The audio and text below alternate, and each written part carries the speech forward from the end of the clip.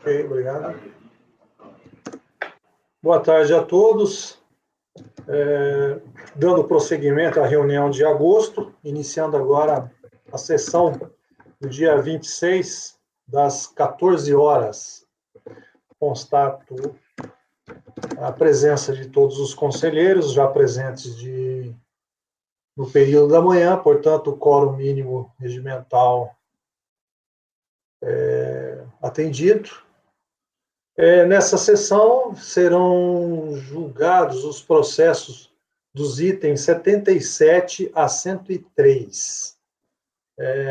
Processos com participação de representante do contribuinte são com sustentação oral por videoconferência 79, 90 e 91, e acompanhamento os 103. Então, iniciaremos com um processo 79, que haverá a sustentação por videoconferência. Por favor, Ana Tereza, pode convocar o patrono. Sim, presidente, farei a convocação.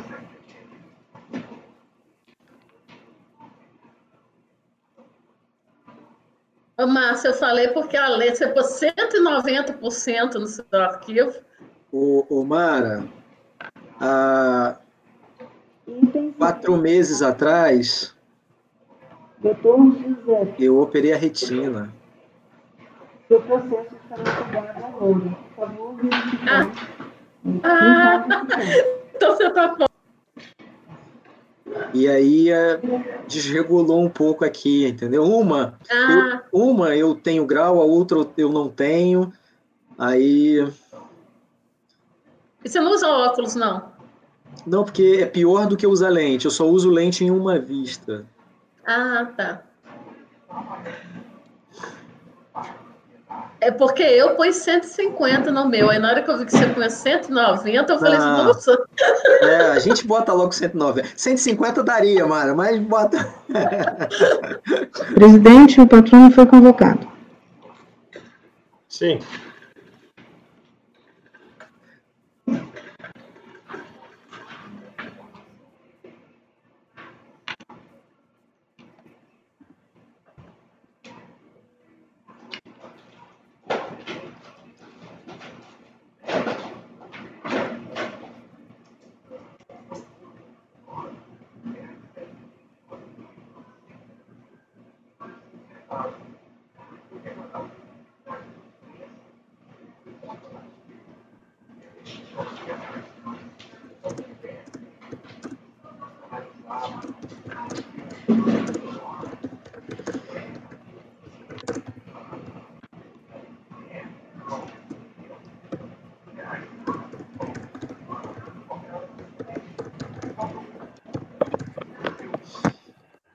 Microfone, doutor José.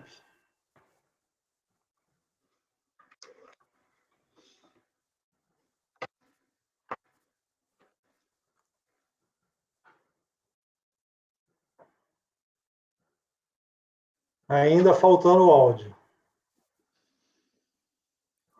Me ouvem agora? Agora com áudio. Boa tarde, senhores conselheiros. Boa tarde, doutor. Boa tarde. Doutor, tem um ajuste que precisa ser feito para melhorar a qualidade de transmissão, mas em detrimento da imagem, que é do seu lado direito, tem os 3 botões, mais ações, gerenciamento de qualidade. Eu já reduzi a qualidade, presidente. Já reduziu? Tá. Mas eu acho que voltou. Baixei novamente. Porque como troca de aba, ela volta para mais qualidade. Tá ok, então. Doutor Giuseppe Percorari Melotti, é isso? Perfeito, presidente. Então, doutor, nós iniciaremos o julgamento do dia 26/8, sessão das 14 horas, com o item 79, que é o processo final 2009-12, o recorrente Wilson Sons, Agência Marítima, e o pedido de participação é de sustentação oral por meio de videoconferência.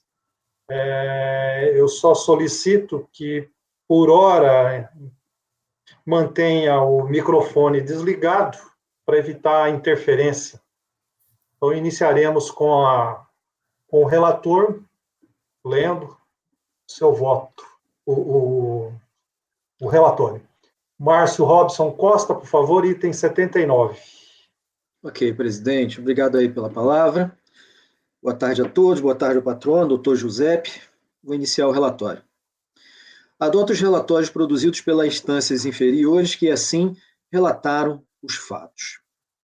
O presente processo é referente à exigência de multa pelo descumprimento da obrigação acessória de prestar informação sobre carga transportada na forma e no prazo estabelecido pela Secretaria da Receita Federal do Brasil. O lançamento que foi contestado pela empresa autuada à época de sua formalização da autuação. No campo descrição dos fatos e enquadramento legal do auto de infração, consta, em síntese, que a empresa autuada solicitou, após o decurso do prazo, para prestar informação sobre carga transportada, definido na Instrução Normativa RFB número 800 de 2007.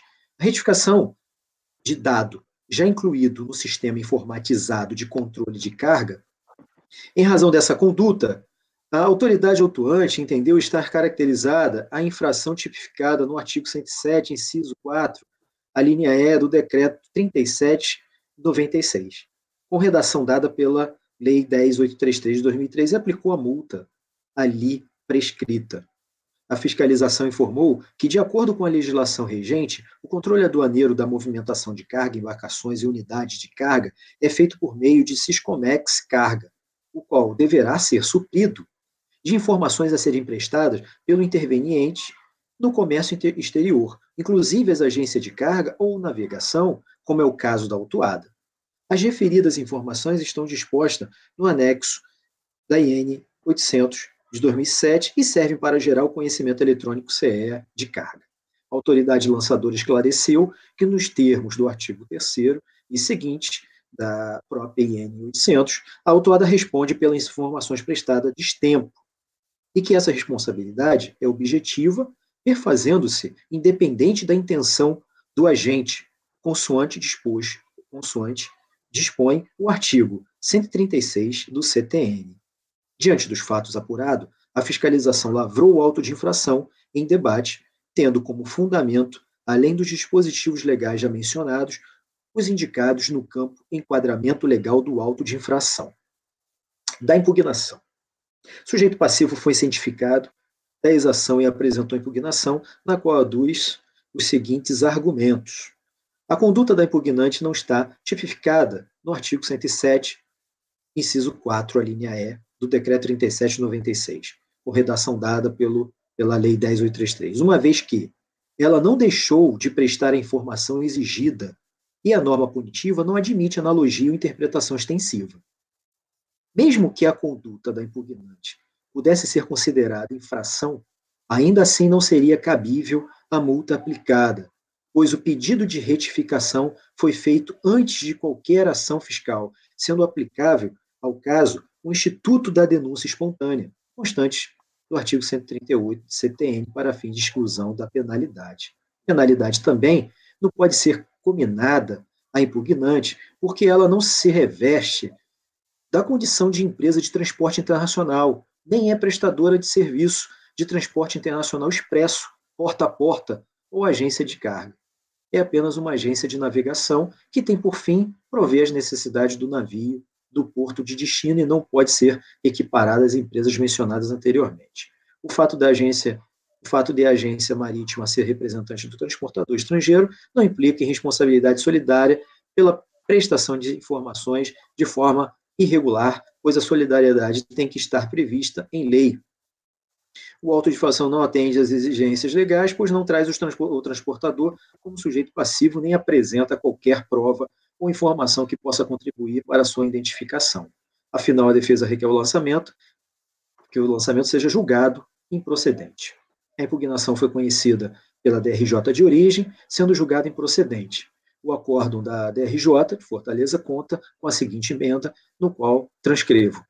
A decisão acima foi acatada por recurso voluntário que replicou em síntese os argumentos da impugnação, nos termos acima relatados. O recurso foi conhecido pelo CARF, acolhida a tese da denúncia espontânea no acórdão 3801-003-293, de folha 93 e seguintes, conforme abaixo, no qual também transcrevo.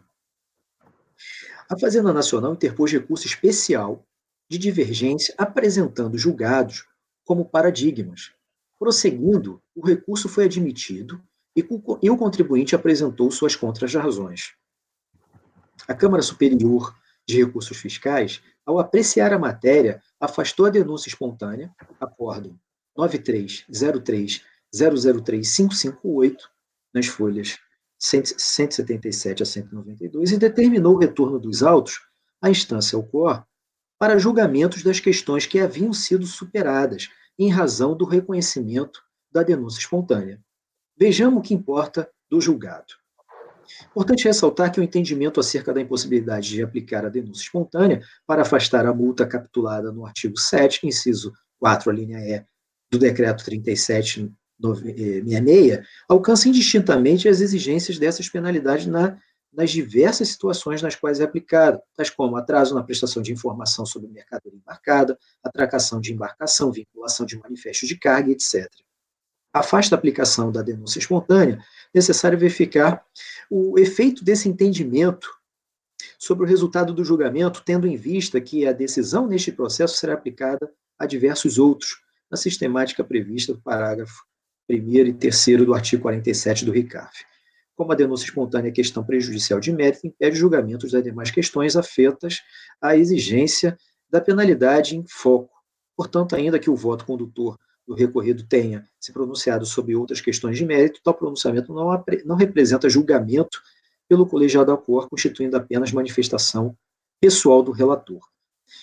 Em suma, os argumentos do recurso voluntário, que não foram apreciados, diz respeito à alegada ilegitimidade passiva e ausência de legalidade na cobrança de multa pela prestação de informação a destempo no Siscomex, sendo essas as matérias que nos cabe apreciar. É o relatório. Obrigado. Obrigado, relator. Deixa eu só confirmar se Laércio está ouvindo? Eu tô. Tá, ouviu, né? Tá ok. Desculpa, desliguei como sem querer. Uhum. Tá certo. Doutor Giuseppe, então, para a sua sustentação oral, terá 15 minutos.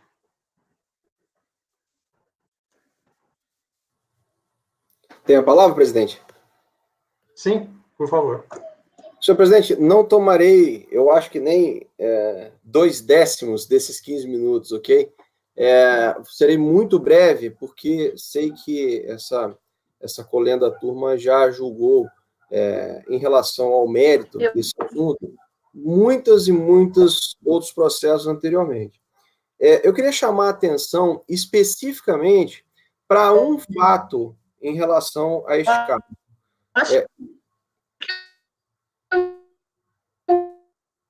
Estão me ouvindo? Um minutinho. Conselheira Mara, está travando seu áudio e sua imagem. Acho que tem que trocar a rede.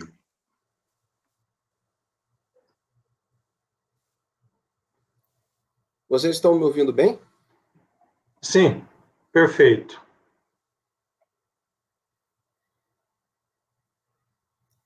Posso prosseguir ou aguardo a doutora Mara? Não, vamos aguardar o sinal de que ela está ouvindo.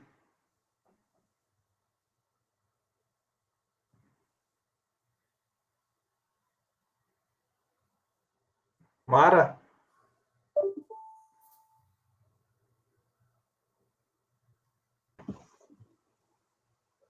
Acho que é melhor remover, né, presidente? Sim, bom.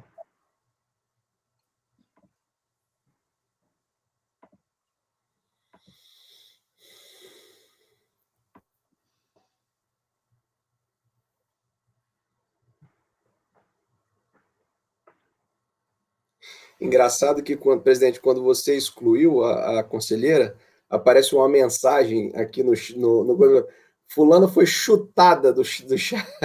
Pois é, né? É a tradução que usaram, né? Coisa delicada. Pois é. Ainda bem que não fui eu que chutei, foi o Laércio.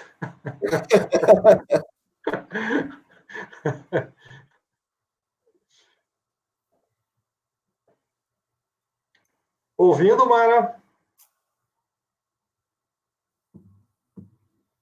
Agora tô. Essa net, vou te falar. Estão me ouvindo?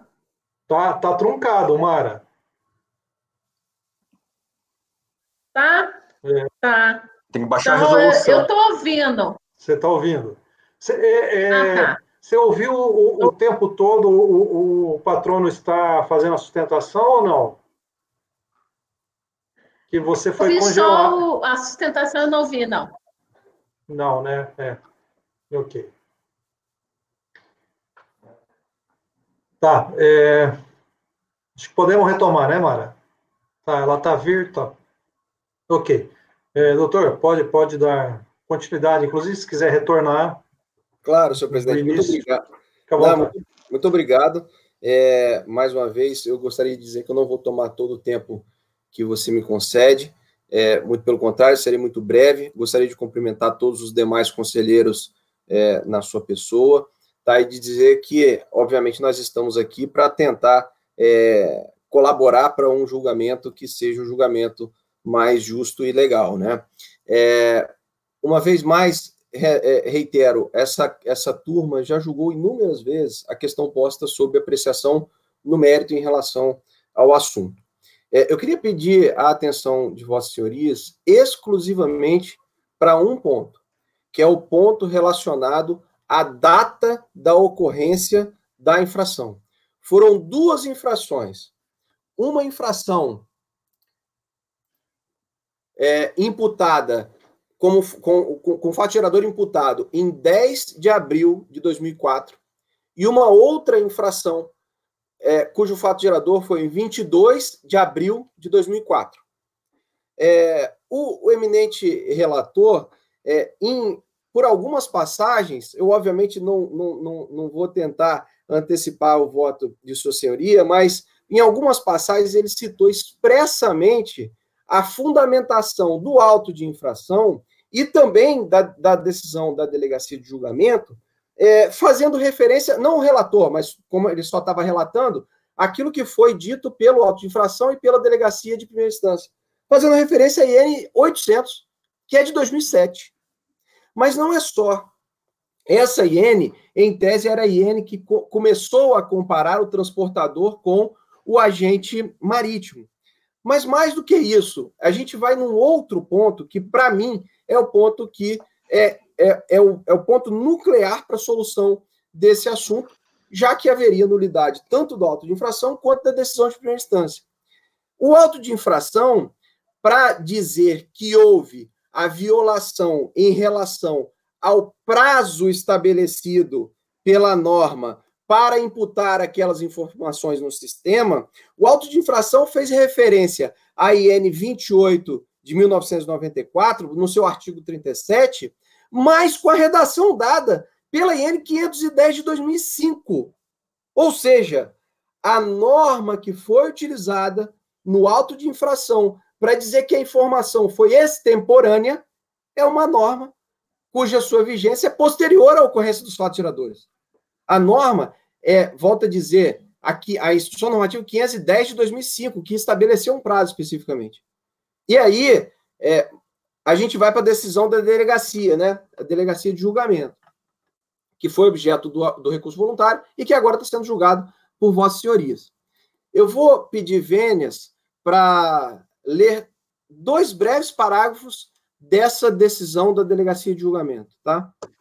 Primeiro parágrafo, ele fala o seguinte: para a aplicação da respectiva penalidade, a autoridade aduaneira se baseou na Instrução Normativa número 28 de 94, alterada pela Instrução Normativa 510 de 2005. Ora, o fato gerador é de 2004, abril de 2004. Num parágrafo mais adiante, que fique claro que a obrigação sob apreço consiste em registrar no sistema informatizado competente os dados pertinentes aos embarques antes de expirar do prazo estabelecido na legislação de regência para fazê-lo. Qual é o prazo estabelecido? Segundo o auto de infração, é o prazo estabelecido pela Instrução Normativa 510 de 2005. Ora, mas os fatos geradores foram em 2004.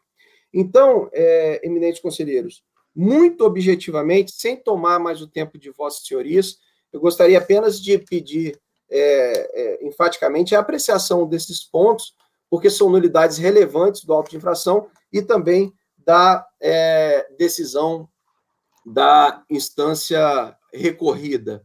Essas informações também foram objeto, para complementar, de uma petição apresentada pela empresa, as folhas, já falo para vossas senhorias, as folhas 206 a 208 do processo administrativo. Com essas breves considerações, e cumprindo minha promessa de ter sido breve, eu peço o provimento do recurso voluntário.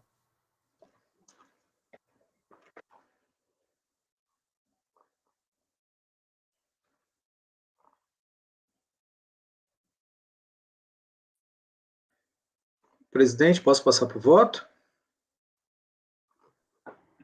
Sim, pode passar para o voto. Ok. Em seu recurso voluntário, afirma a hora recorrente que teria agido como agente marítimo e por representação, não lhe sendo cabível a imputação da penalidade. A legislação trata o agente marítimo como representante do transportador nas operações aduaneiras, e dessa forma, como se depreende do relato fiscal acima transcrito, a empresa recorrente foi identificada como verdadeiro transportador das mercadorias, não como agente marítimo. Essa afirmativa está em acordo com o parágrafo 1º do artigo 37 do Decreto 3766, que assim dispõe, no qual transcrevo. Aliás, não há nos autos nenhuma documentação que descaracterize as informações prestadas pelo fisco. Não houve juntada por parte da autuada de qualquer documentação comprobatória de sua atuação como simples agente marítimo, razão pela qual tomo como verdadeiras as alegações das autoridades fiscal. Contudo, mesmo que assim fosse, não afastaria a responsabilidade imputada, isso porque, ainda que a recorrente tivesse atuado apenas como agente marítimo, o que aqui se admite para enfrentamento do argumento por ela vinculado, não cabe se falar em ilegitimidade passiva.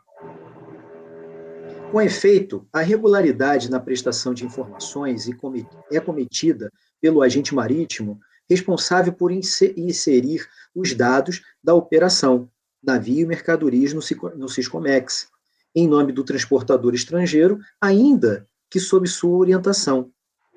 Nesse sentido, é a jurisprudência deste conselho, no qual eu leio os trechos em negrito. O agente marítimo, que na condição de representante do transportador estrangeiro, comete a infração por atraso na informação sobre carga transportada, responde pela multa sancionadora da referida infração. O agente marítimo, que na condição de representante comete a infração por atraso na prestação de informação de embarque, responde pela multa. Por deixar de prestar informação sobre veículo ou carga nele transportada, ou sobre as operações que execute na forma e no prazo estabelecido. Desculpe, mas a conselheira Mara saiu. Vamos para voltar. É conveniente retornar uns 2 parágrafos antes. Ok. A questão de ordem, está tendo um barulho aí, verificar todo mundo se o microfone está desligado. Ok. Então,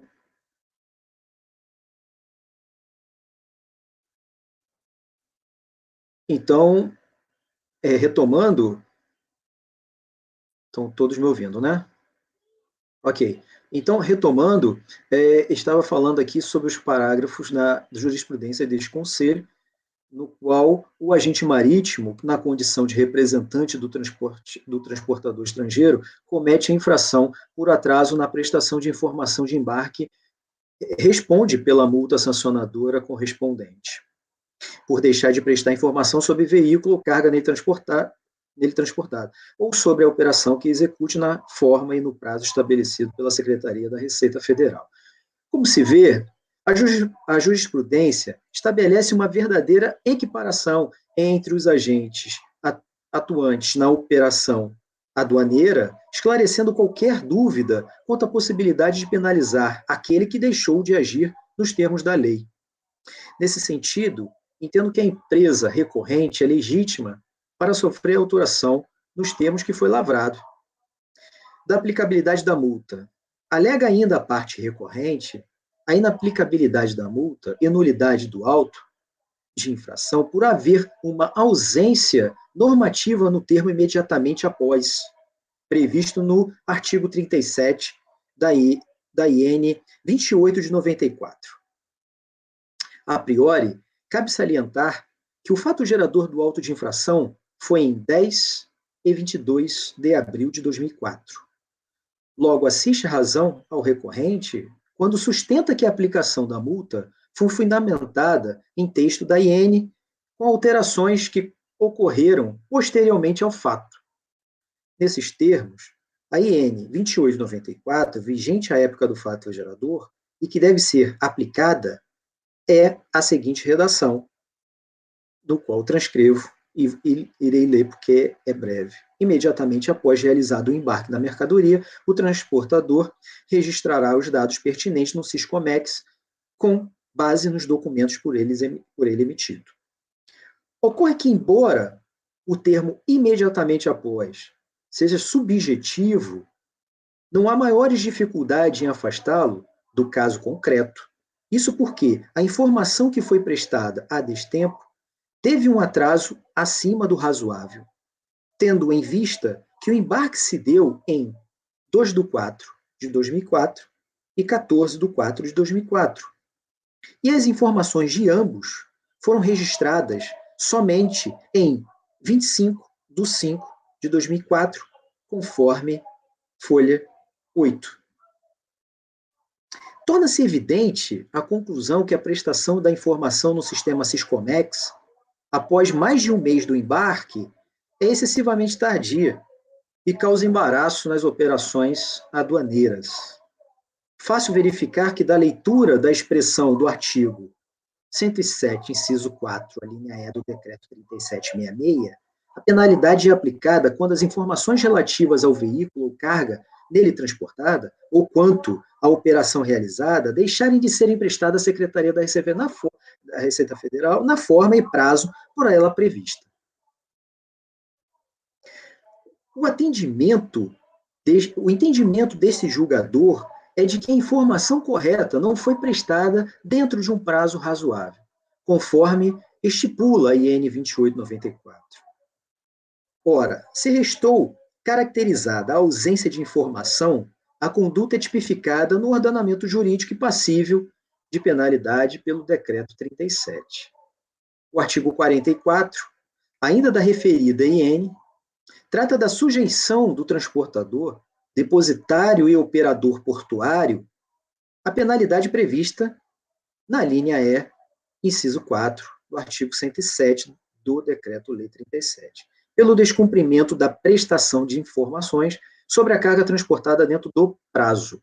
Transcrevo o artigo 44. Nesse sentido, o atraso no registro da informação correta no sistema de cargas e o embaraço no despacho aduaneiro restou configurado, sendo cabível a aplicação da multa prevista na legislação, tendo em vista que a previsão legal tem justamente a finalidade de coibir tais situações. Assim, não assiste razão à recorrente no mérito, pelos motivos acima expostos, devendo ser mantida integralmente a atuação. Por essas razões, estou configurado que a parte recorrente é legítima para suportar o crédito tributário que é devido. Sendo assim, nego provimento ao recurso voluntário interposto. É como eu voto, presidente.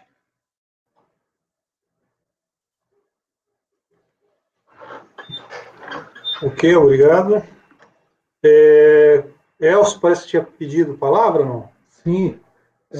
A questão é o seguinte, é porque eu estou verificando aqui, conforme o patrono havia falado, que o auto de infração ele foi fundamentado na IN de 2005, em que é previsto lá o prazo de 2 dias. Então, a questão do imediatamente não foi objeto de análise da repartição de origem. Então, está havendo uma mudança de fundamento aí do auto de infração. Aí é uma questão que essa fundamentação aí, ela acarreta a nulidade da autuação? É essa questão que eu ponho para o debate da turma. Bom, tenho o mesmo entendimento que o Elcio, conselheiro Márcio, que se a tipificação está correta ou não, porque ele aplicou uma redação nova, né, em relação ao fato. Mesmo que ele tenha descumprido esse prazo aí, daí que acompanha o Elcio, implica em nulidade ou não? O erro de tipificação. Mas ele também não traz a IN 28 de 94? Não, mas aí que tá. Ali no auto de infração, a IN 2894, na hora que ele faz a transcrição, ele faz de uma redação nova que foi dada pela 510 de 2005. Só que o fato ocorreu com a redação antiga. Daí o auto de infração ele seria válido por esse equívoco ou não? Teria nulidade ou não? O auto de infração faz expressa remissão ao prazo de 2 dias, que não estava vigente na época dos fatos. Exatamente. Não existia esse prazo de 2 dias. Existia o prazo imediatamente. Então, quer dizer, o imediatamente não foi analisado na repartição de origem. Eu entendi que foi.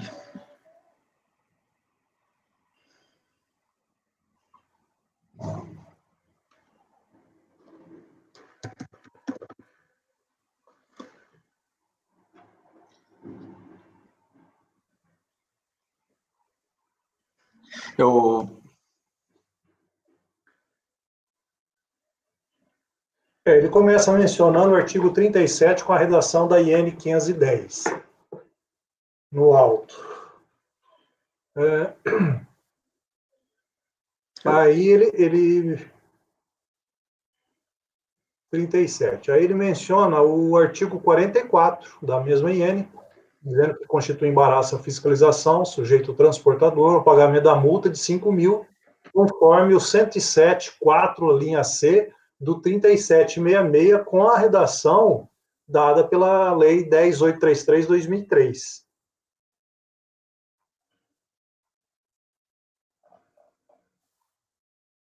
Na descrição dos fatos lá do auto de infração, o segundo parágrafo é que essa questão é abordada. Ele deixa lá claro lá que ele está aplicando a IN de 2005.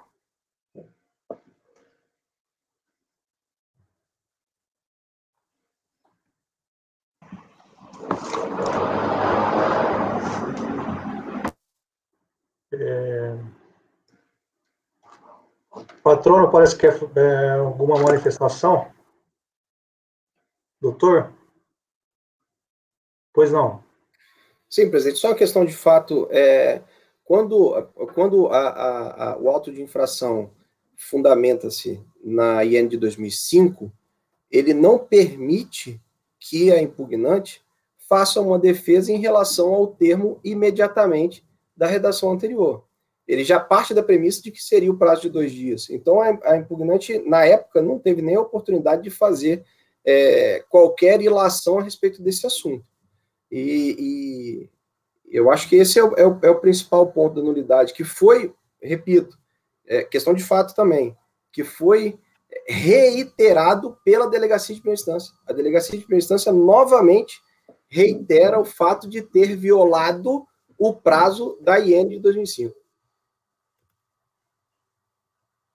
Muito obrigado. Obrigado. Mara, por favor.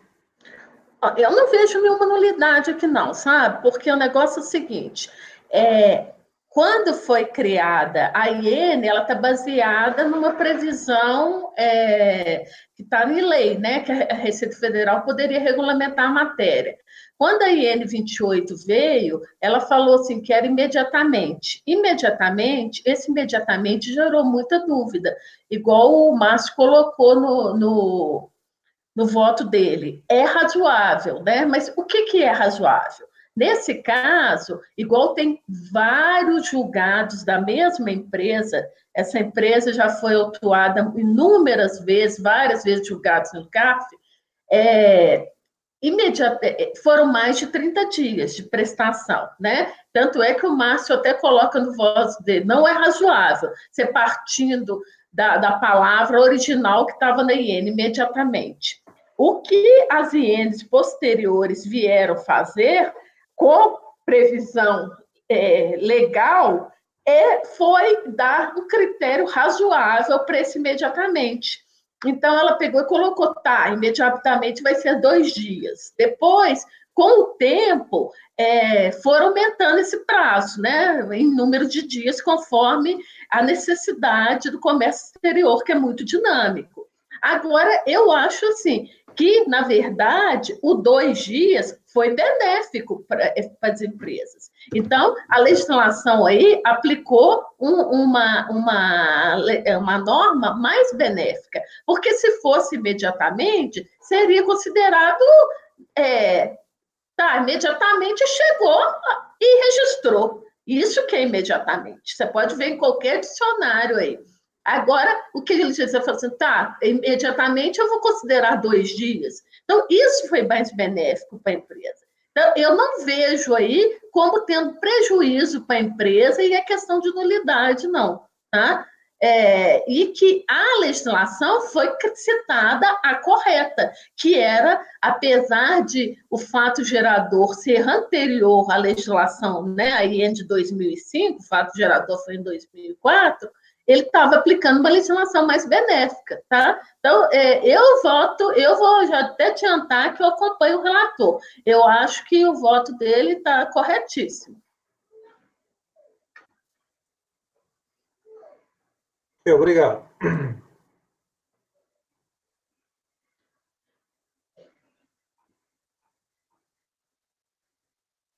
Leonardo Macedo, pode pedir a palavra? Eu pedi, presidente, eu também, a base legal é a lei, só quem põe penalidade é a lei, e a 10833 é a base legal dessa penalidade. Se houve uma imprecisão na IN e uma empresa do porte da empresa que está sendo autuada, que todo mundo tem conhecimento da experiência que ela tem no comércio exterior e do nome que ela faz jus pelos serviços prestados, então, para mim, eu não vejo sentido essa informação ser tão dilatada, esse prazo aí para prestar informação. Eu vou com o relator também, vou adiantar meu voto. Bom, de fato o auto de infração ele tá dando como enquadramento legal, tanto na descrição como no próprio campo de enquadramento, o artigo 107, inciso 4 da 10833, vigente à época dos autos, que é a lei de 2003. De fato, também, as várias INs foram alterando esses prazos, né? Mas a infração ficou definida e estipulada através do texto de lei. Mas ainda persiste um pouco para uma dúvida aqui em relação a esse artigo 37, mais que tem a palavra imediatamente.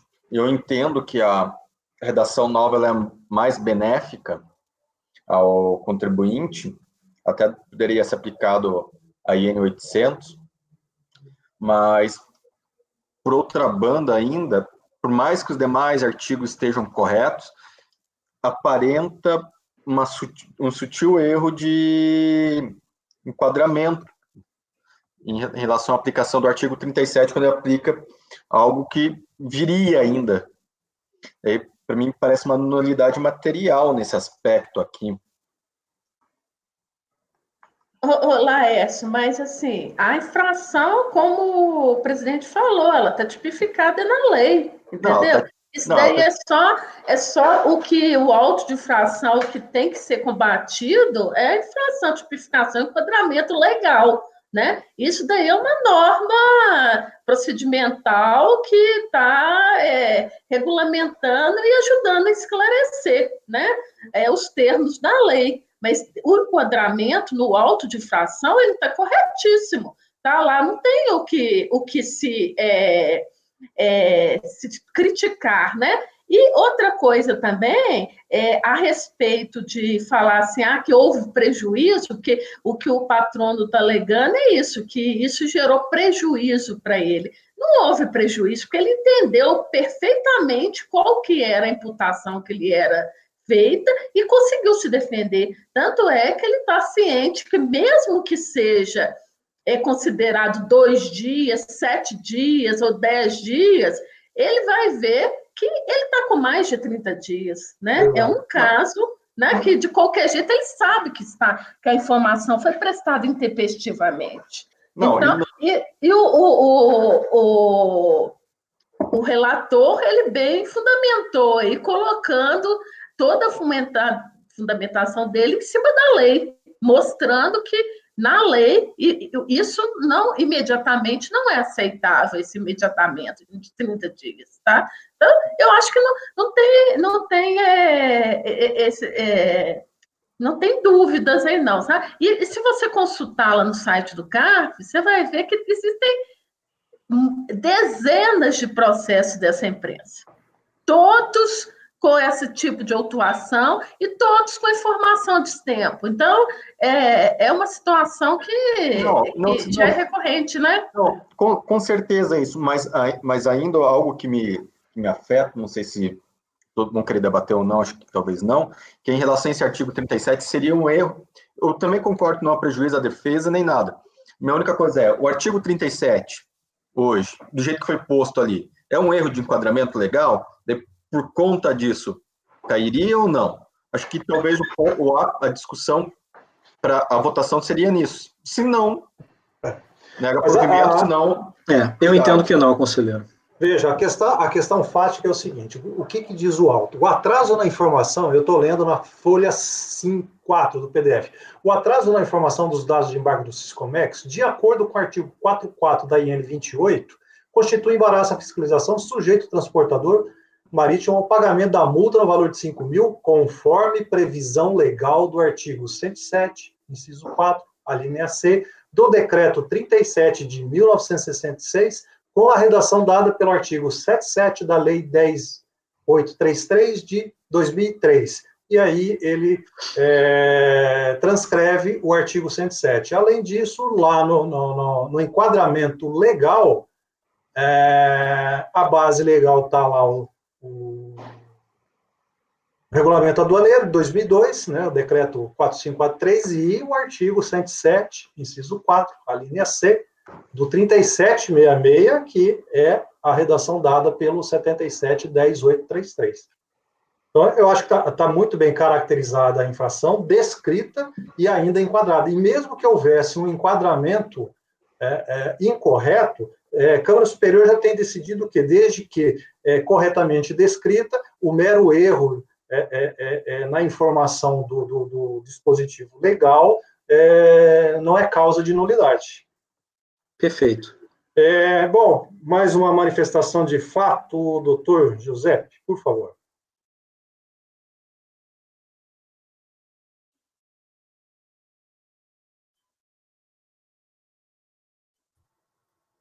Sim, senhor presidente, muito obrigado, tá? Efetivamente, de fato, como Vossa Senhoria mais uma vez leu, a fundamentação legal foi o 107, inciso 4, a linha C. A fundamentação relacionada ao 37 da IN, na vigência da época, é o inciso E, é a linha E, não a linha C. Por isso, essa confusão que está sendo feita, data máxima vênia, com todo respeito, se eventualmente no relato do auto de infração fosse dito, olha, não prestou a informação, violou o 107, inciso 4, a linha E, cujo prazo é o prazo imediatamente do artigo 37 da IN tal. Não foi isso que foi dito. Foi dito que violou a linha C, Vossa Senhoria mesmo leu por duas vezes, violou a linha C, e a linha C não fala de prazo, tá? Não fala de prazo. Aí, quando você vai para a IN é que fala do prazo, que fala imediatamente, só que a fundamentação dele não foi no imediatamente, foi na redação posterior. Então, são dois erros de fundamento que, a nosso sentir, no primeiro, hoje, a questão pode estar absolutamente clara. E, de fato, a Wilson Sons Agência Marítima, ela é uma das maiores empresas do setor. De fato, ela já incorreu inúmeras vezes na violação desse dispositivo. Agora, o fato dela ter incorrido inúmeras vezes não significa que ela incorreu neste caso. A gente tem que analisar o caso a caso. Então, só para, mais uma vez, dizer, eu acho que são dois erros de fundamentação, falando da linha C e citando a IN, que não estava vigente na época. São dois pontos que, data máxima vênia, com todo respeito, talvez o deslinde do caso teria sido diferente se a fundamentação estivesse correta na instância de origem. Prometo não me manifestar mais, senhor presidente.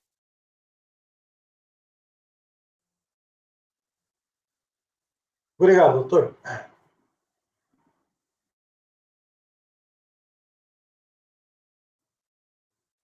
Senhor presidente, eu estou mantendo meu voto, tá? Porque eu acho que mesmo sendo ratificado essa questão do enquadramento, né, o prazo ele foi por demais desrazoável. Então, não vejo motivo, né, para a gente retornar, até por conta de como a Câmara Superior vem votando nesse sentido, conforme o senhor presidente mencionou.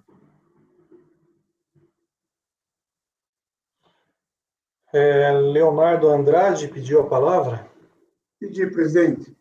Presidente, realmente o auto, ele em um primeiro momento, ele faz o enquadramento no artigo 107, inciso 4, linha C. Só que na sequência, ele enquadra na linha E também. Inclusive a menção expressa. Vou citar um trecho do auto de infração, reforçando, no mesmo artigo 107, na linha E, está expresso que deixar de prestar informação nos prazos estabelecidos pela Receita sobre veículo transportador ou carga nele transportado ou suas operações, seja multa de R$5.000.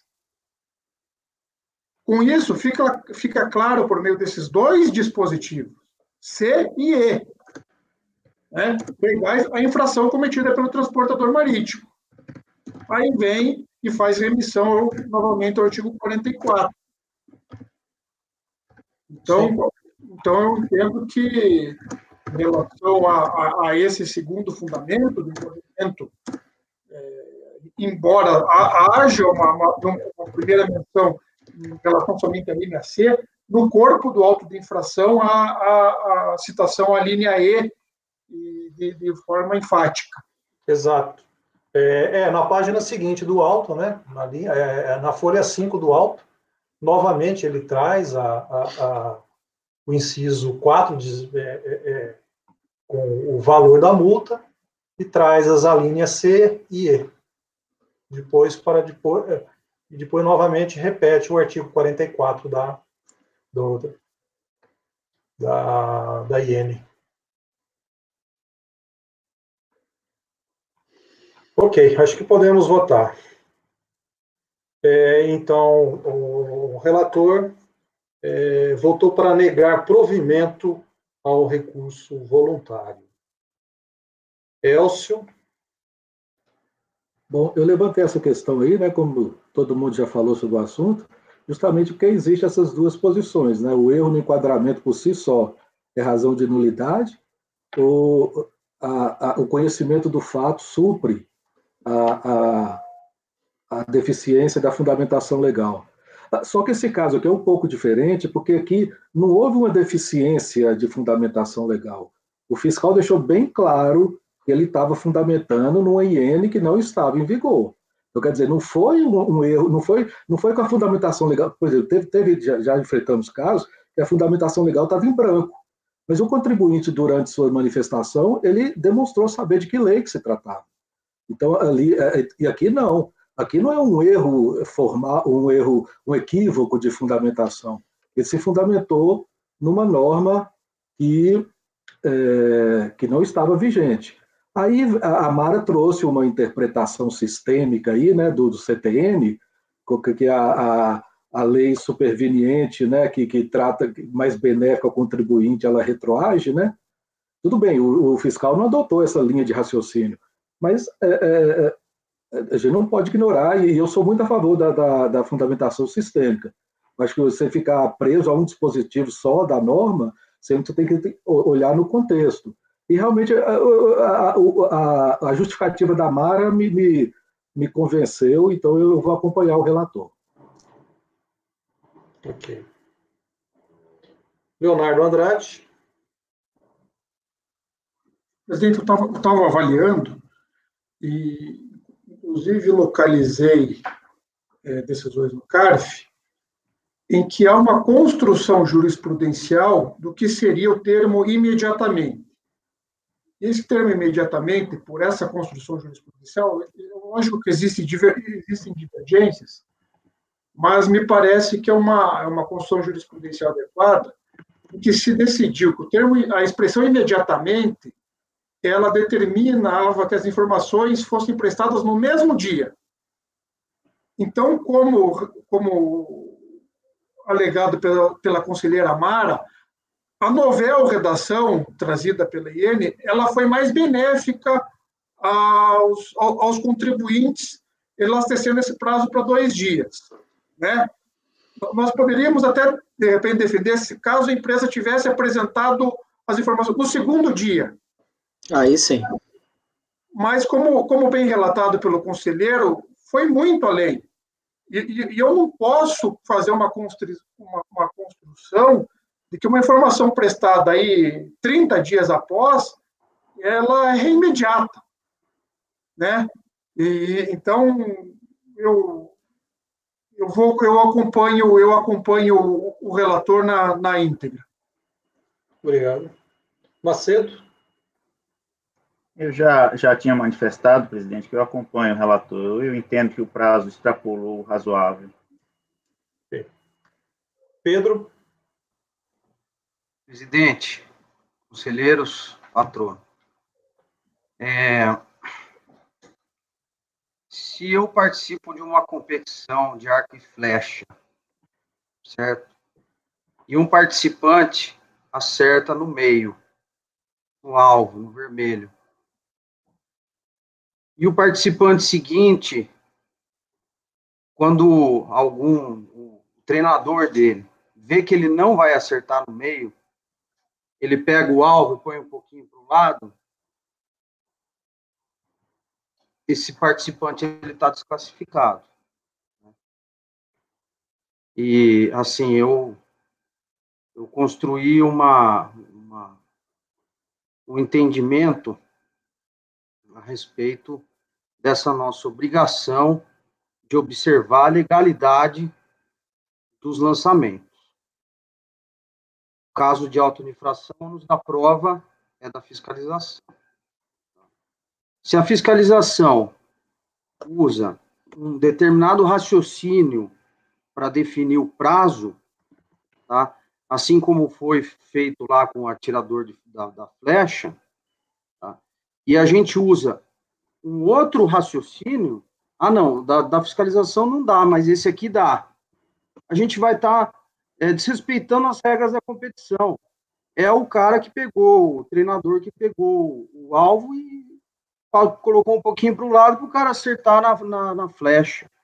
Assim, eu não recebi essa autorização e eu não concordo em utilizar outro prazo para manter a autuação. Para mim, essa autuação é nula por vício material, divirjo. Obrigado. Mara? Eu acompanho o relator, inclusive, isso daí que o que o Leonardo falou é importante, que a questão é do prazo mesmo, porque já teve vários acordos dessa mesma empresa que foi verificada a questão do período, né? Que às vezes é um dia, às vezes são algumas horas, né? E foi dado provimento, porque estavam dentro de um prazo que a IN posterior alterou para 10 dias e ele informou com 7 dias. Então, foi considerado isso. Então, e esse caso aí é um caso que está mais de 30 dias. Então, eu estou negando provimento. Obrigado. Acompanho o relator. Laércio. Eu vou acompanhar a divergência, por mais que eu compreendo o raciocínio do relator, acho que é válido, mas ainda, para mim, o enquadramento legal é o artigo 37. Justamente, mudou uma regra do jogo, mas veio uma regra mais benéfica. Tudo bem, eu tenho que fazer uma análise sistêmica. Tenho, mas também eu fico muito apegado a essa questão da aplicação da IN equivocada, do artigo 37, que é novo, do ano de 2005, quando não estava em vigor. Então, eu acompanho a divergência para anular o auto de infração. Que, por si só, você dizer que sabe enquadramento não é o suficiente. Mais ou menos o exemplo que o Pedro deu mesmo. Puxou um pouco para cá, mudou a regra do jogo. Infelizmente.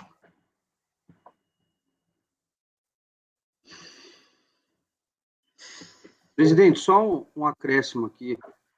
Em nada, jamais eu vou considerar o histórico de acordos de um contribuinte para julgar um caso em concreto. Isso, para mim, não são fatos externos ao julgamento do presente processo. Ok. Eu também, já com as manifestações que eu fiz, no sentido de estar mantendo a autuação em razão do devido enquadramento, não só enquadramento legal, como a descrição dos fatos e da infração, reportando-se principalmente também, a Lei 10.833, que alterou o Decreto 3766, e não a qualquer das INs. Então, proclamando o resultado, acordo os membros do colegiado, por maioria de votos, em negar provimento ao recurso voluntário. Vencidos os conselheiros Pedro Rinaldi de Oliveira Lima e Laércio Cruz Uliana Júnior, que davam provimento ao recurso. Fez sustentação oral por meio de videoconferência o patrono do contribuinte, Dr. Giuseppe Percorari Melotti.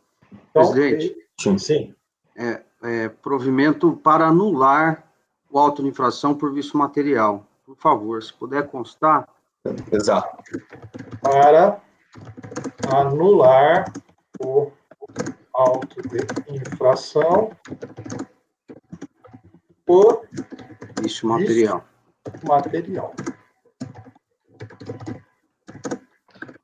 Vou declarar voto.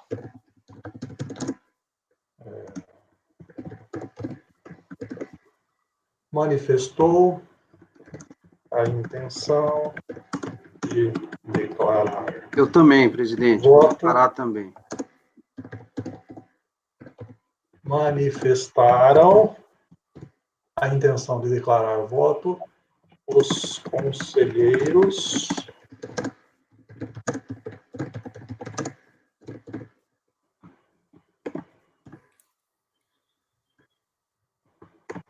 Ok, então esse foi o resultado, conforme também ficou registrado em gravação. Item 79, processo final 2009-12, Wilson Sonski, por maioria de voto, negou-se provimento. Agradeço sua participação. Queria manifestar mais algo? Só agradecer, senhor presidente, e dizer que o debate é salutar para um deslinde justo da causa, tá? Então, as divergências são apenas para tentar chegarmos a uma decisão final boa. Tá bom? Muito obrigado, bom trabalho a todos. Eu que agradeço, doutor. Uma boa tarde.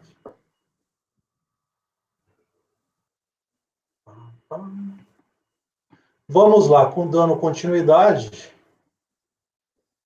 Próximo item é o 90 e 91 em razão de sustentação oral. Por favor, apoio, Ana Tereza, pode convocar patrono. Sim, presidente. Eduardo Lourenço, Gregório Júnior, deve ser. Sim, presidente, faria a convocação.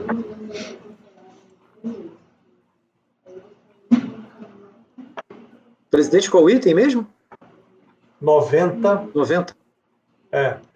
Ele vai sustentar 90 e 91.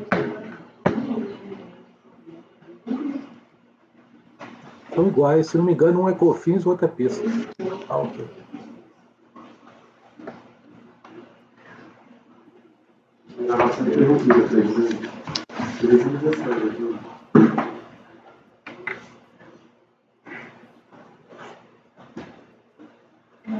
Item 90 e 91 da pauta. Doutor Eduardo, por gentileza, seu processo será julgado agora, por favor, verificar a mensagem inicial.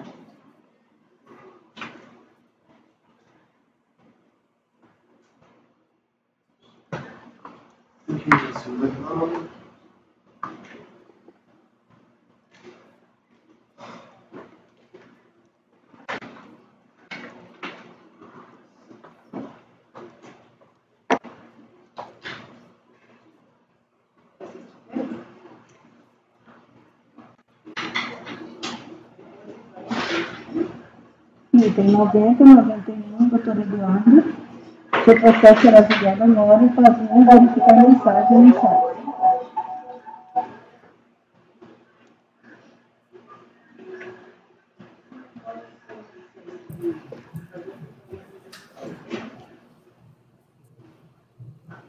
Boa tarde, doutor Eduardo, está me ouvindo? Boa tarde, presidente. Escuto, sim. Ok. Doutor, a necessidade de uma alteração na configuração, não sei se o senhor já está sabendo, que é diminuir a resolução. O senhor sabe como fazer isso? Sim, já fiz, presidente. Obrigado. Por nada. Então, doutor, estou apregoando o julgamento do processo 90, do item 90 e 91, da empresa Telenorte Leste Participações. O 90 é o final 2006-78 e o 91, 2006-12. A sua participação é na modalidade de sustentação oral. Então, após a leitura do relatório, vou lhe franquear a palavra. Por favor, relator, com a palavra.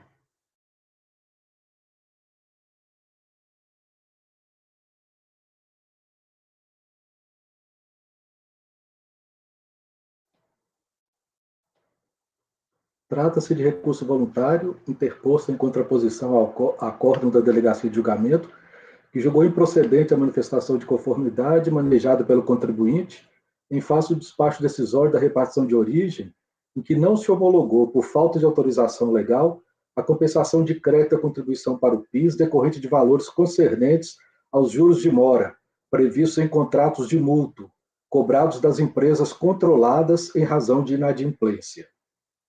Em sua manifestação de conformidade, o contribuinte requereu o reconhecimento integral do direito creditório com a consequente homologação da compensação, aduzindo, aqui apresentar de forma sucinta, o seguinte. Como sociedade controladora de diversas outras empresas, celebrara contratos de mútuo com suas controladas, com a previsão de incidência de juros de mora na hipótese de inadimplência de parcelas do valor mutuado, tributando tal receita financeira nos casos em que tal hipótese viesse a se materializar. Em 8/7/99, por motivos estratégicos, uma vez que se tratava de empresas vinculadas ao mesmo acionista controlador, houve remissão do montante de juros, tendo sido realizado o respectivo estorno das receitas, a partir de 1 de 99. Considerando que as receitas financeiras em questão foram indevidamente oferecidas à tributação, haja vista a inexistência de efetivo ingresso, os pagamentos de PIS podem ser tidos como indevidos. Os eventos contábeis que, embora registrados como receitas, não constituem situações aptas a suportar a incidência do PIS e da COFINS, ratificam que a natureza jurídica da materialidade sobre a qual recai a tributação não se encerra na forma contábil empregada para expressar o seu reflexo sobre o patrimônio. A mesma legislação, na parte em que excepciona da incidência das contribuições a recuperação de créditos baixados como perda, afasta a tributação no momento da recuperação da receita já contabilizada, que no passado não houvera sido recebida pelo credor, ensejando sua contabilização como perda. Com a dispensa do pagamento dos juros pelas empresas controladas, não se materializou a receita registrada pelo regime de competência. A exigência indevida da contribuição sobre disponibilidade jurídica, pois as receitas não recebidas não produzem alteração patrimonial alcançada pela norma impositiva, dado que não se tributa o mero indício de capacidade econômica, mas a efetiva receita oferida, o que não se dá nos casos de inadimplência definitiva. O acordo da RJ em que se julgou improcedente a manifestação de inconformidade restou emendado nos seguintes termos. Destacou o julgador de primeira instância que, no regime de competência próprio das contribuições PIS/COFINS, as receitas devem ser computadas independentemente de sua realização em moeda no momento da ocorrência definitiva do fato gerador, nos termos do artigo 106, inciso 2 do CTN, não sendo influenciadas por eventual inadimplemento por parte do outro contratante. Cientificado o acordo de primeira instância em 18 de 1 de 2010, o contribuinte interpôs recurso voluntário em 12 de 2 de 2010, reiterou seu pedido, repisando os argumentos de defesa, sendo ressaltada a impossibilidade de tributação de receitas não recebidas, por ter ocorrido perdão definitivo do inadimplemento, de modo que, independentemente do regime considerado, caixa ou competência, a receita não foi auferida.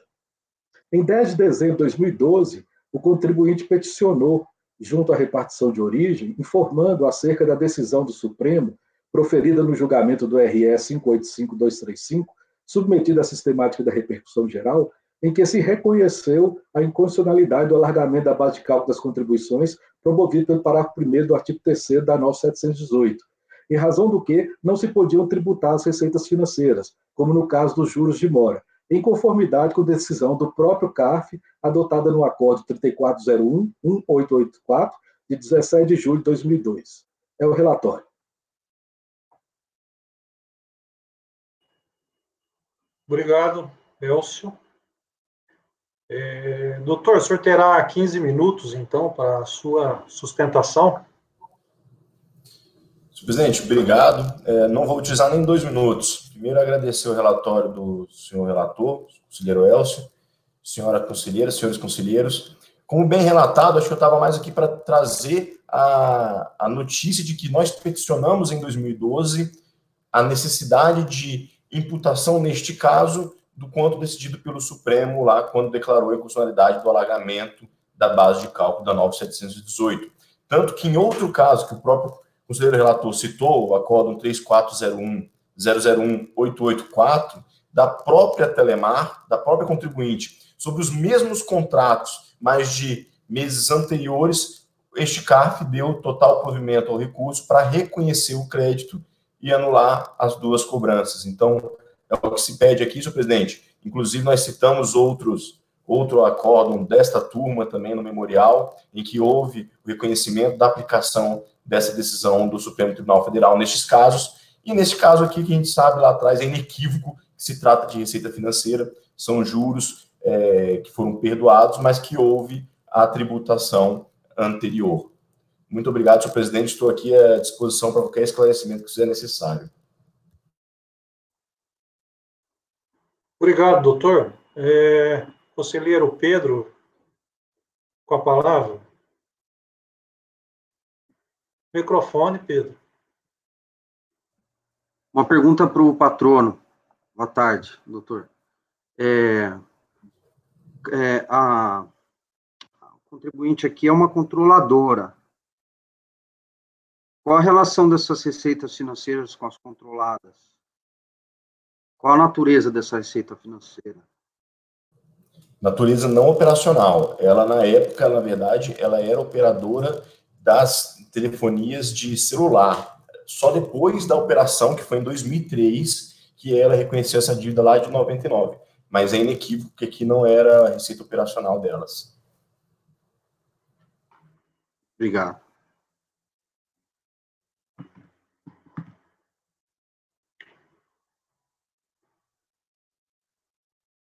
Pode passar o voto. O recurso é tempestivo, atende às demais condições de admissibilidade. Conforme acima relatado, controvérsia nos autos acerca da declaração de compensação não homologada pela repartição de origem, relativa a crédito da contribuição para o PIS, decorrente de valores concernentes a juros de mora, previstos em contratos de mútuo, cobrados das empresas controladas em razão de inadimplência. O recorrente se insurge aduzindo basicamente a impossibilidade de tributação de receitas não recebidas em decorrência de perdão definitivo do inadimplemento de contrato de mútuo por parte de empresas controladas, dada a não realização efetiva da receita, independentemente do regime de apuração considerado, caixa e competência. Desculpa, conselheiro Elcio. Saiu o som, precisa reiniciar. Tem como iniciar o voto? Eu não escutei. Ah, não escutou? Não. Tá, então eu vou até aproveitar e fazer já uma observação, que, independente do contribuinte ter trazido posteriormente a informação da mudança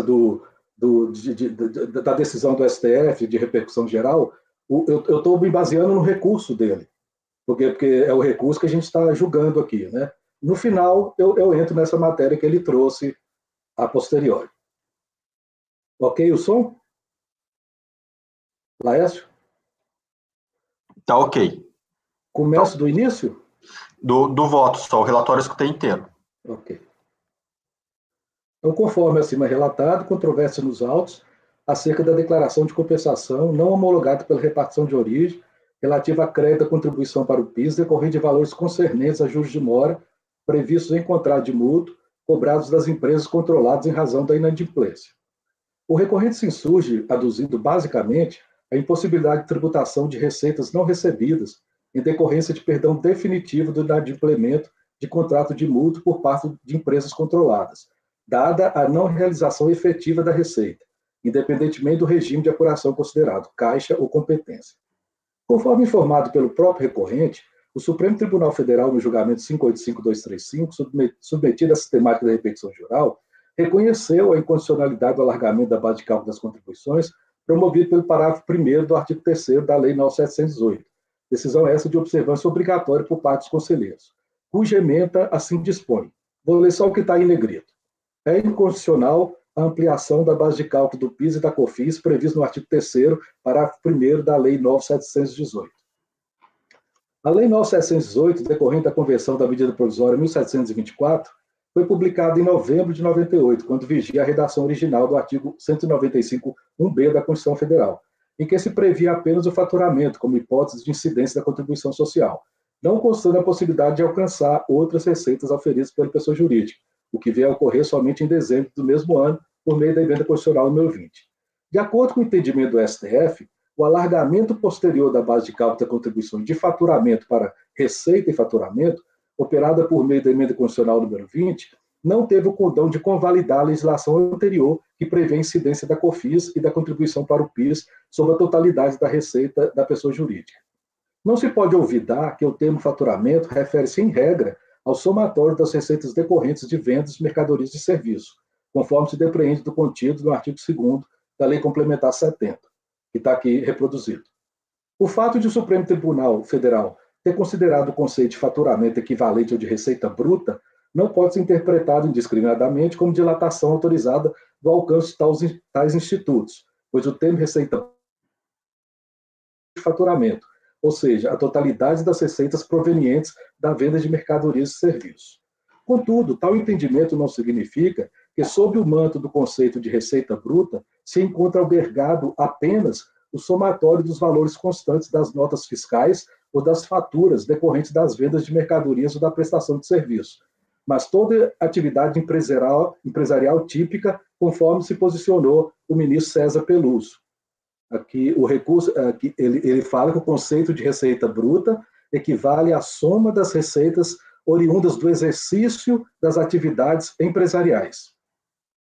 Conforme se constata do excerto supra, o ministro, além de identificar o conceito de faturamento ou de receita bruta, consignou que tal conceito deve ser compreendido como a soma das receitas oriundas do exercício das atividades empresariais.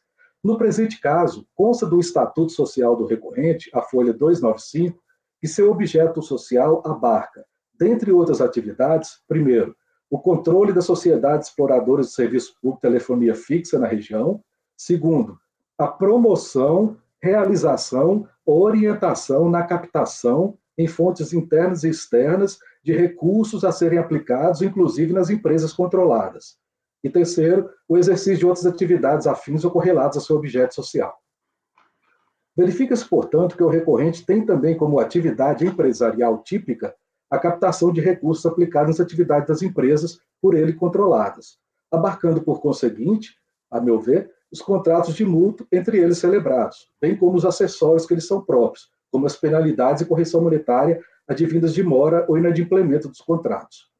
Não se está diante, como quer fazer crer o recorrente, de outras receitas ou receitas financeiras independentes do seu objeto social, receitas não operacionais, mas de efetivo ingresso decorrente da atividade central da pessoa jurídica, pois, conforme já dito, a administração de recursos financeiros a serem aplicados nas empresas controladas é parte inerente do seu objeto social. Não se trata aqui de meros ganhos em aplicações financeiras ou de receitas de dividendos, mas da obtenção de receitas próprias da atividade típica da pessoa jurídica, situação em que se tem por configurada a sua natureza de receita bruta ou faturamento. A Câmara Superior de Recursos Fiscais, no Acordo 9303-9819, de dezembro de 2009, assentou que o faturamento decorrente das atividades típicas da pessoa jurídica está sujeito à incidência da COFINS no sistema cumulativo de apuração da contribuição, conforme se verifica de parte de sua ementa. Aqui eu vou ler o que está em negrito. O faturamento mensal corresponde à receita bruta advinda de atividades típicas da pessoa jurídica. O próprio recorrente, em sua peça recursal, deixa claro esse entendimento acerca do conceito de faturamento ou receita bruta fundado nas atividades próprias das pessoas jurídicas, conforme se pode constatar do trecho do recurso voluntário assim transcrito. À luz do texto constitucional, fica evidente que a hipótese de incidência dessas contribuições não configura singelamente o fato de um empregador exercer atividade mercantil de compra e venda de mercadorias ou de prestar serviço, mas sobre o fato de se auferir receita ou faturar efetivamente em decorrência do desempenho empresarial. Também na decisão da Câmara Superior de Recursos Fiscais, fez-se referência às hipóteses previstas no parágrafo 2º do artigo 3º da 9718, de exclusão da base de cálculo das contribuições vigente à época dos fatos controvertidos, não se vislumbrando, dentre elas, os juros decorrentes do inadimplemento de contrato de mútuo junto a empresas coligadas. Aí eu reproduzo aqui o parágrafo 2º. As demais exclusões da base de cálculo previstas nos parágrafos seguintes do artigo 3º da 9718 se referem às instituições financeiras, às empresas de seguro privado, às entidades de previdência privada, empresas de capitalização, empresas de securitização de créditos e operadores de plano de saúde, não se aplicando, por conseguinte, aos presentes autos. Na manifestação de conformidade, o recorrente, valendo-se da hipótese prevista no inciso 2º, parágrafo 2º do artigo 3º da 9718, acima transcrito, havia arguído que, tendo a legislação excepcionado da incidência das contribuições a recuperação de créditos baixados como perda, afastando a tributação no momento da recuperação da receita já contabilizada, tal dispositivo poderia ser aqui aplicado, dada a existência de perdão do inadimplemento da pessoa jurídica controlada.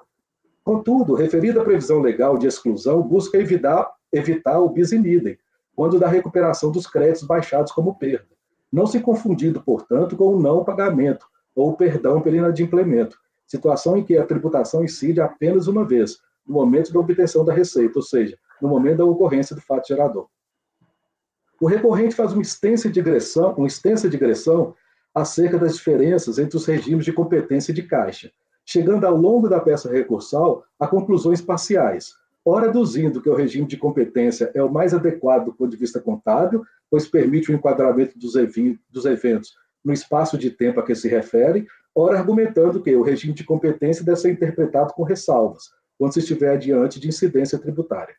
Com isso, pretende o recorrente apartar o regime tributário do regime contábil, com a pretensão de afastar a incidência da contribuição em relação a receitas que não se realizaram no plano fático, e, a partir desse entendimento, obter o reconhecimento da não tributação de valores decorrentes da dispensa do pagamento pelo credor, ou a indevida exigência de PIS sobre a disponibilidade financeira.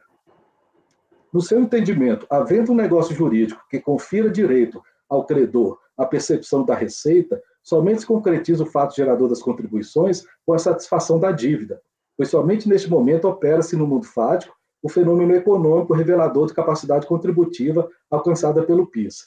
Do contrário, tratar-se-ia de tributação sobre mera expectativa de receita, e não sobre a realidade jurídica exteriorizada sob o nome de receita.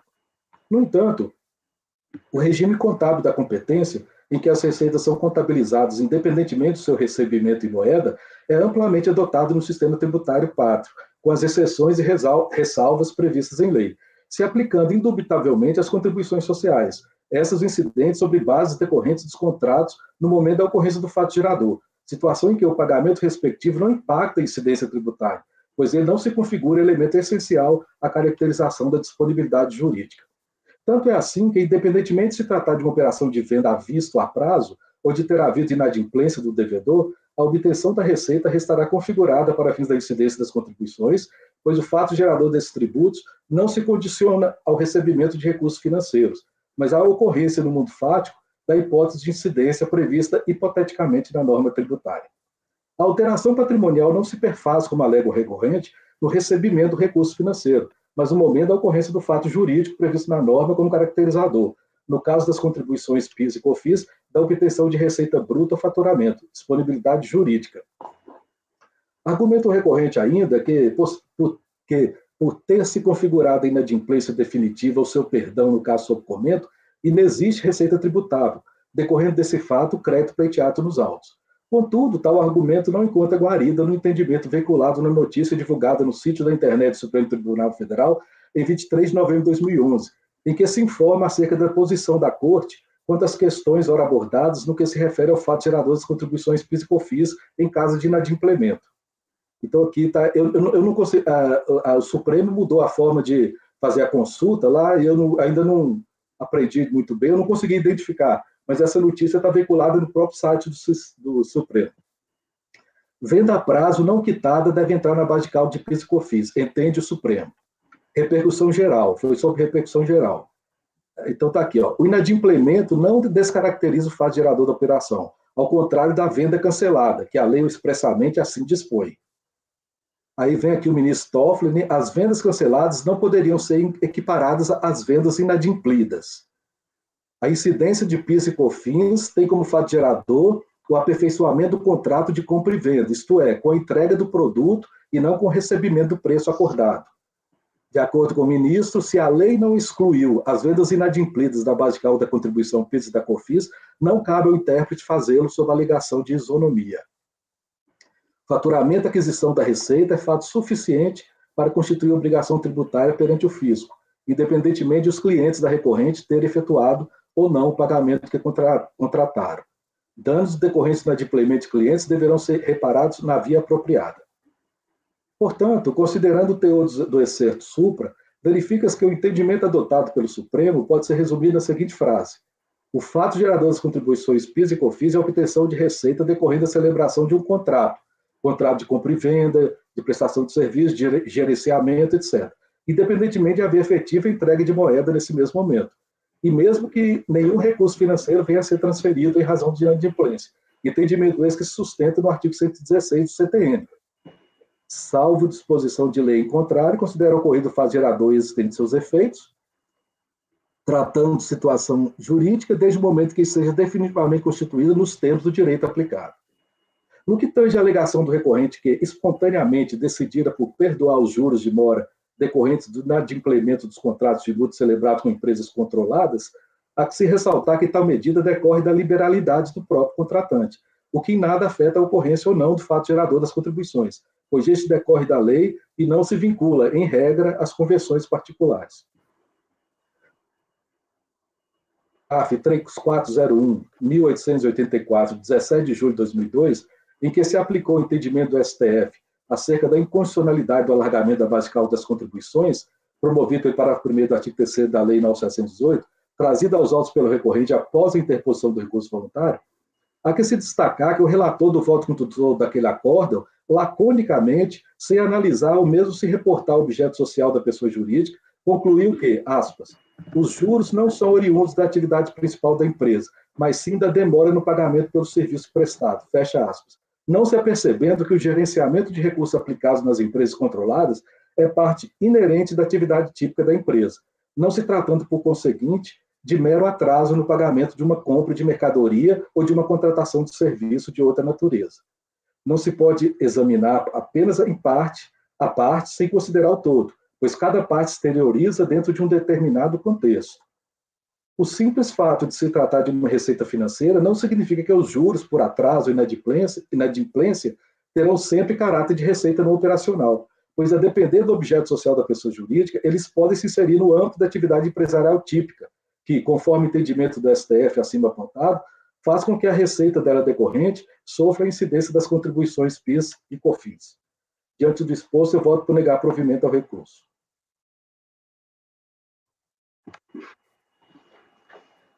Ok, obrigado, conselheiro Elcio.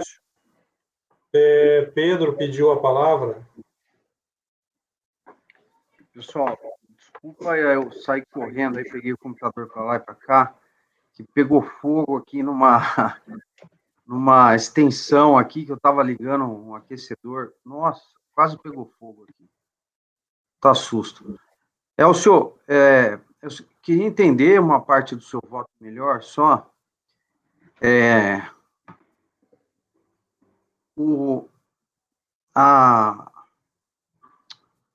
A dívida foi perdoada, né? Dívida das controladas. Então, se foi perdoada, eu queria entender melhor essa questão. Porque se foi perdoada, teoricamente, ela não foi para a controladora, não teve o ingresso. Então, você está tributando um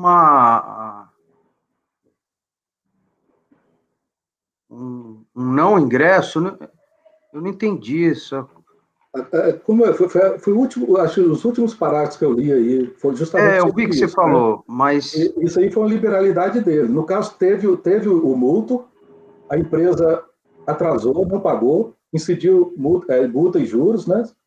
Incidiu a correção monetária, o que estava previsto no contrato, e no caso, foi tributado isso aí. Ele está querendo, então, se recuperar isso aí, alegando que depois ele perdoou, fazendo um paralelo com a inadimplência, né?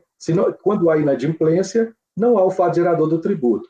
E foi tudo isso que, durante o voto, eu tentei demonstrar.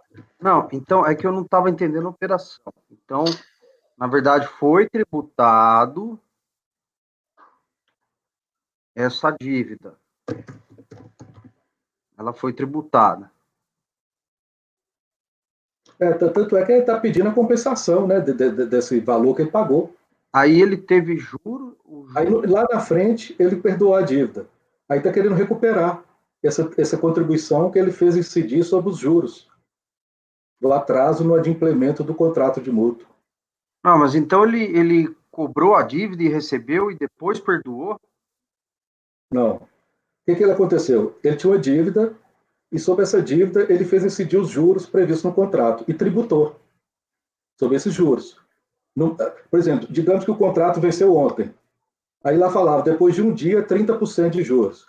Então, hoje, ele foi lá e tributou esses 30% de juros como receita.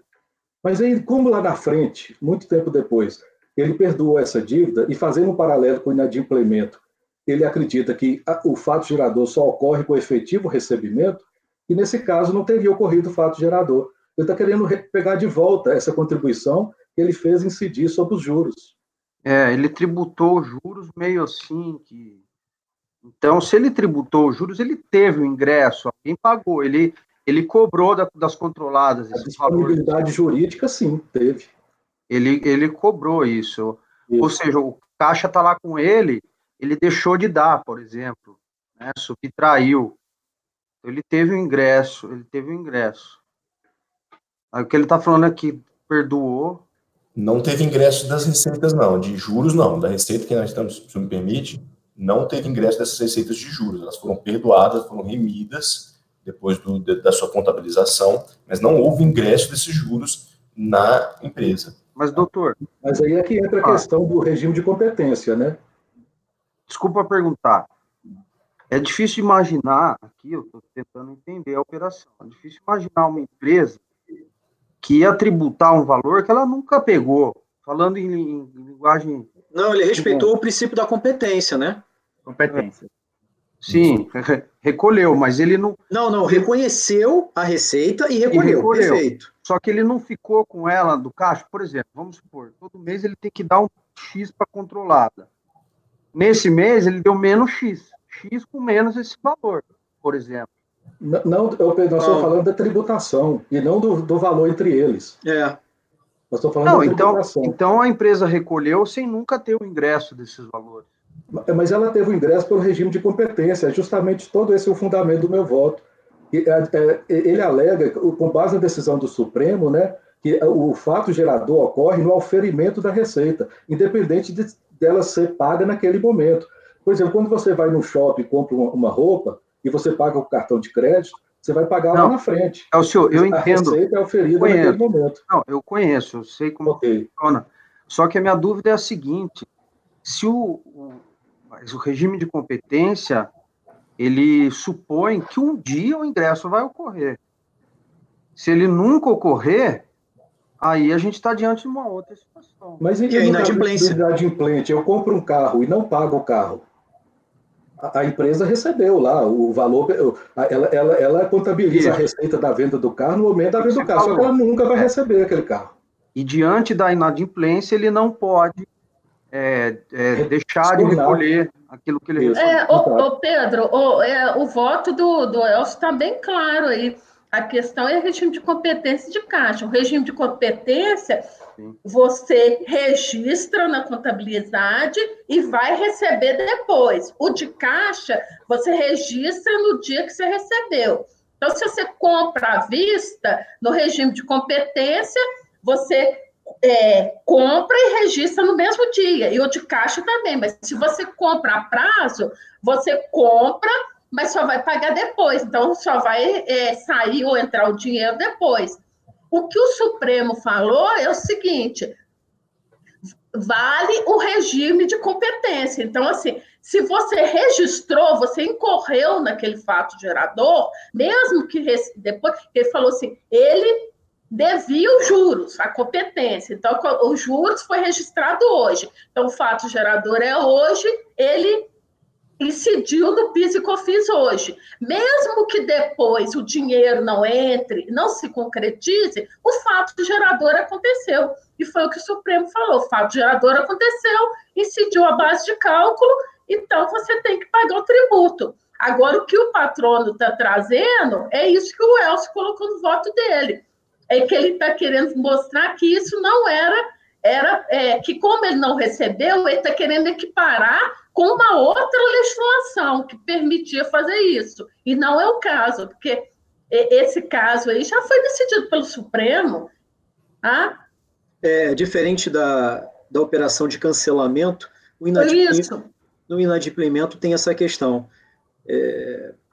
Às vezes causa essa angústia realmente, mas é o que consta hoje, né, no ordenamento, é a decisão do STF, muito bem colocado pelo conselheiro Elcio, e particularmente eu só espero que com a nossa reforma tributária isso seja visto, porque em momentos de pandemia, por exemplo, a inadimplência está altíssima e, pelo regime de competência, os fatos geradores ocorrem, os tributos são recolhidos. Mas... independente de você receber ou não, né? Infelizmente. É isso que a gente tem para hoje. Quero esclarecer aqui que eu sei que o voto do Elcio tratou dessas questões e por isso que eu estou perguntando para ele. Eu só não tive dificuldade de acompanhar tudo, porque pegou fogo no negócio aqui. Então, eu estou exercendo aqui minha liberdade de entender melhor o processo. Perfeito, esclareceu. Obrigado. É só para destacar que um ponto mais importante que até suscitei no memorial e na sustentação oral, não é nem tanto essa questão da inadimplência, mas muito mais que não há receita operacional da recorrente na realização de mútuos. Receita operacional dela é dividendo e JCP. Realização de mútuo não é atividade precípua dela. Então, não é atividade desenvolvida costumeiramente, nada. Até porque ela não é instituição financeira, não é equiparada. Ela tem receitas operacionais que são tributados porque são os dividendos de JCP, não aqui o caso de mútuos. Só para destacar esse ponto. Eu concordo com isso, doutor. Só que tem um detalhe. Numa lista de inúmeras atividades, são mais de 10 do objeto social deles, o segundo ou terceiro é justamente o gerenciamento financeiro das controladas. Esse é o segundo ou terceiro. Conselheiro, me desculpe, mas gerenciamento da controlada não quer dizer que eu... Cortou o áudio. Desculpe, seu conselheiro, é gerenciamento de... Cortou de novo.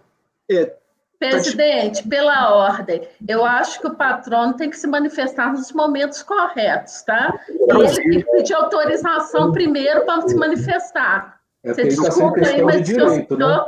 A gente já está no debate. Então, só aguardo a autorização do presidente. Tá?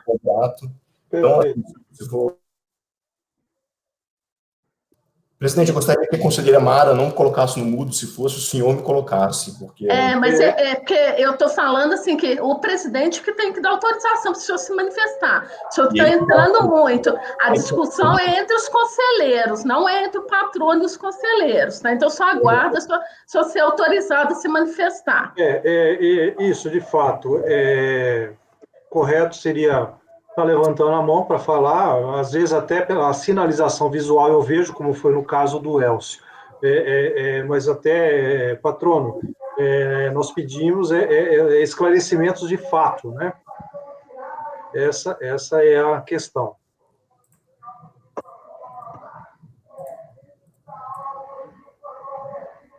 O senhor tem mais algum esclarecimento? Só esclarecer que a atividade dela...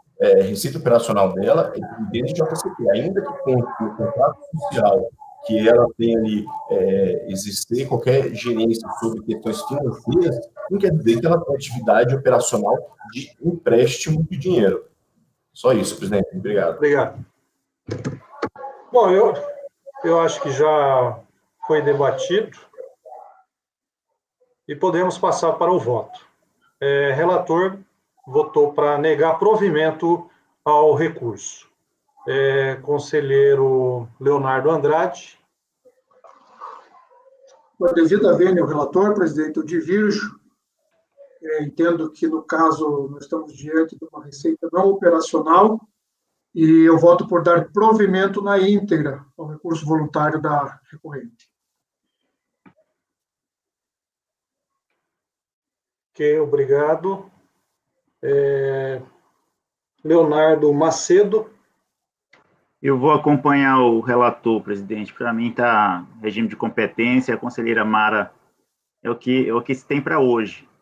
Pode ser que amanhã o cardápio mude, em razão da pandemia, em outros, né, tem outras circunstâncias, mas hoje é isso. Conselheiro Pedro.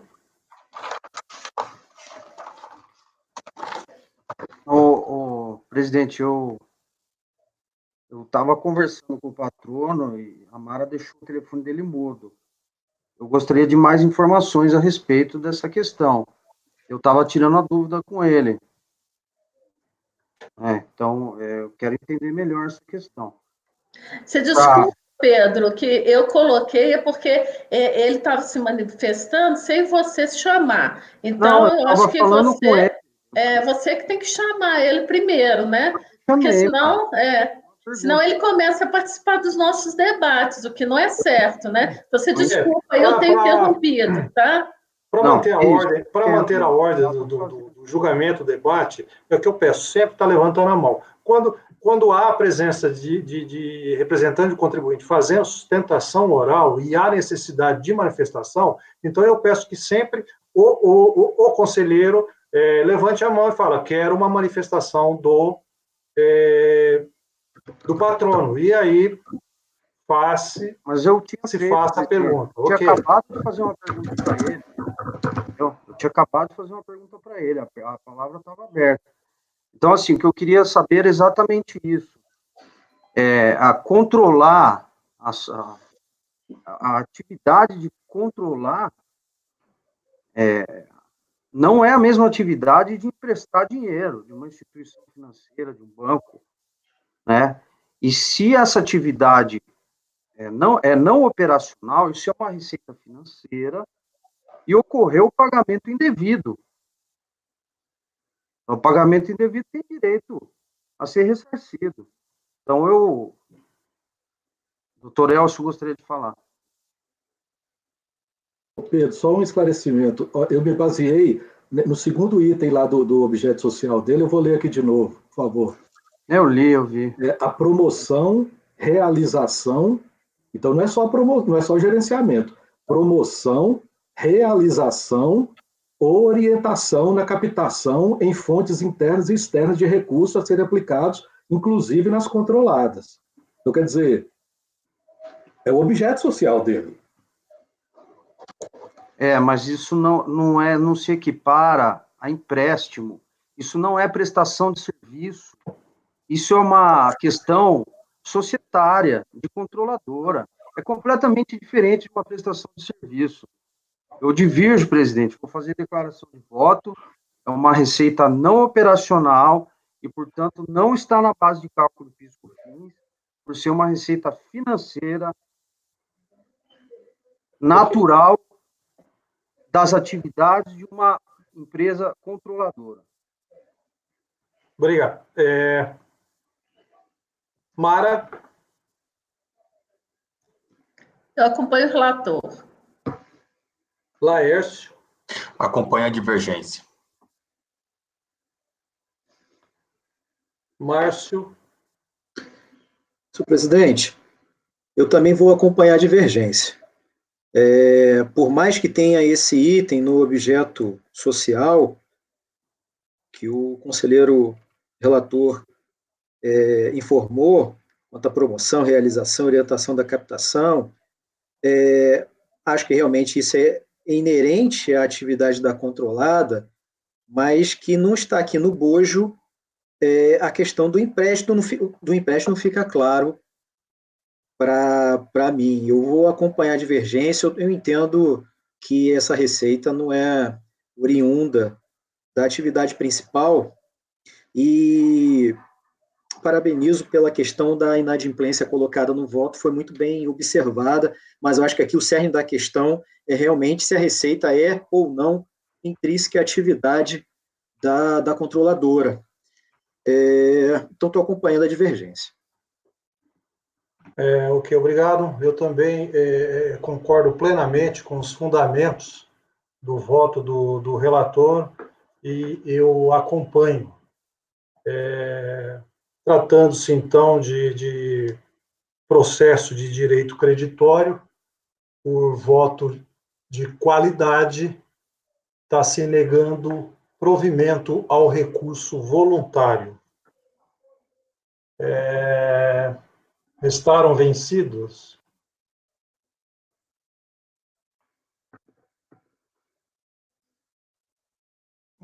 Fechei aqui. Restaram vencidos os conselheiros Leonardo Andrade, Pedro, Laércio e Márcio. E o conselheiro Pedro manifestou intenção de declaração de voto, de declarar voto. Fez sustentação oral por meio de videoconferência com o patrono do contribuinte, doutor Eduardo Lourenço Gregório Júnior. Então, este é a decisão do item 90 da pauta, processo 2006-78, Telenorte Leste, participações. O 91 é a mesma decisão, Elcio? Sim, então é a mesma decisão. Agradeço a participação, doutor Eduardo. Senhor presidente, muito obrigado e peço desculpas por qualquer inconveniente e pelos mal-entendidos. Muito obrigado. Ok, obrigado. Já estamos mais de 1h30 de julgamento. Vamos fazer um intervalo para retornar ao próximo. Por favor, então, apoio.